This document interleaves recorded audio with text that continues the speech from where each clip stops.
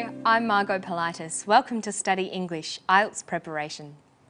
Today we're going to talk about tenses and different ways of making comparisons. Choosing the best tense for formal writing, including your IELTS essay, is important, and so is being consistent. We're going to start by listening to an ecologist talking about termites in tropical Australia. What verb tense does she use? So this is another species of termite that we have here in the territory, and this species is Termites graveolus, and as you can tell it nests in trees, and their nests are nice and round around the higher branches of the tree, and then they build these little runways, what we call carton runways, that run all the way from the nest all the way down to the base of the tree. And the idea here is the termites just use them as shelter, so they're not exposed to predators and not exposed to the hot sun. So they travel down through these tunnels, and that allows them to access food resources on the ground. So here in tropical Australia, termites are actually the major decomposer insect, and they also play a really important role in conditioning the soil, much like earthworms do. So they help to turn over the soil to create new soil and to increase the porosity of the soil. She says termites are the major decomposer insect. They play a really important role. They help to turn over the soil. She uses the simple present tense form of verbs are, play and help. In IELTS writing tasks, the essay topics given are general and will require you to write about actions. The simple present tense would be the most appropriate verb form to use because you would be talking about general facts. Dr. Dawes Gramudsky was describing general facts about termites, so she used the simple present. Listen again. So here in tropical Australia, termites are actually the major decomposer insect, and they also play a really important role in conditioning the soil, much like earthworms do. So they help to turn over the soil. She starts using the present tense and then continues with it throughout her description. It's very important to be consistent in the verb tense you use. So when writing your IELTS essay, try to use the simple present tense for the main verb and avoid switching tenses.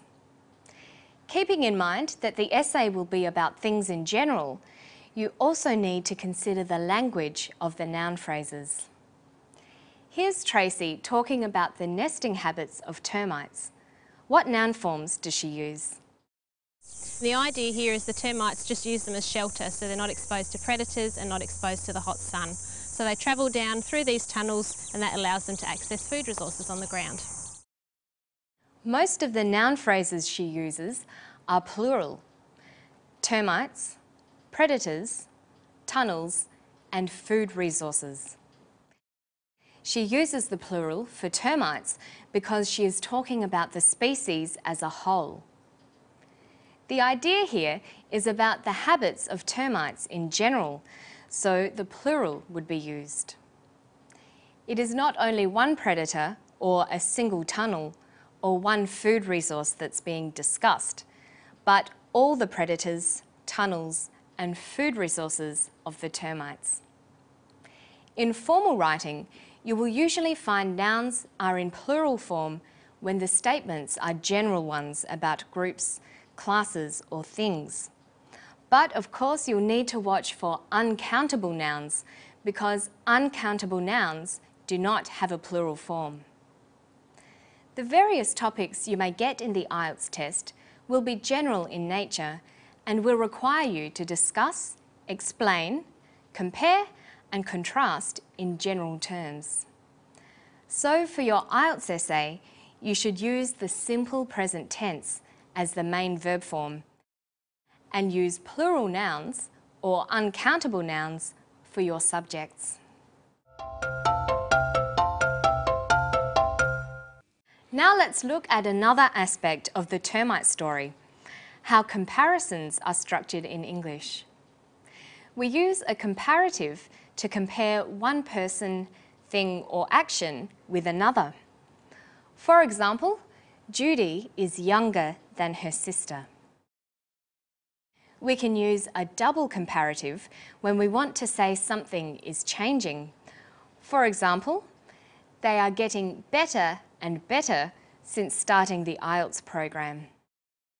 There is another way we can use a comparative to describe complementary processes.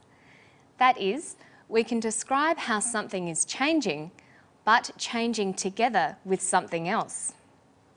We can use this kind of form.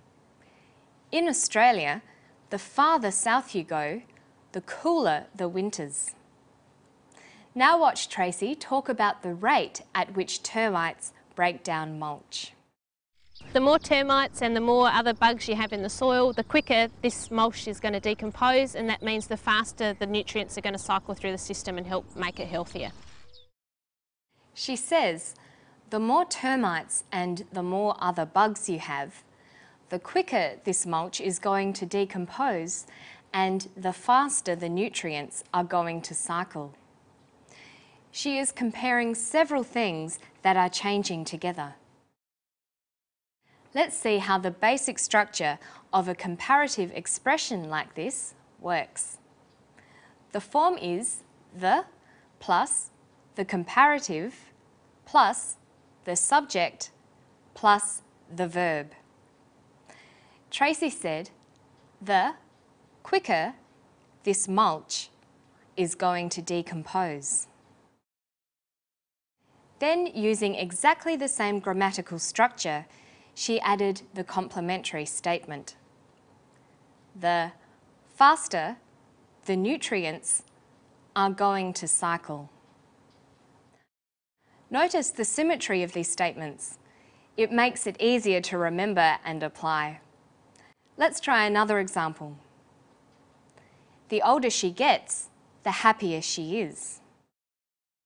The older she gets, the happier she is. And another one.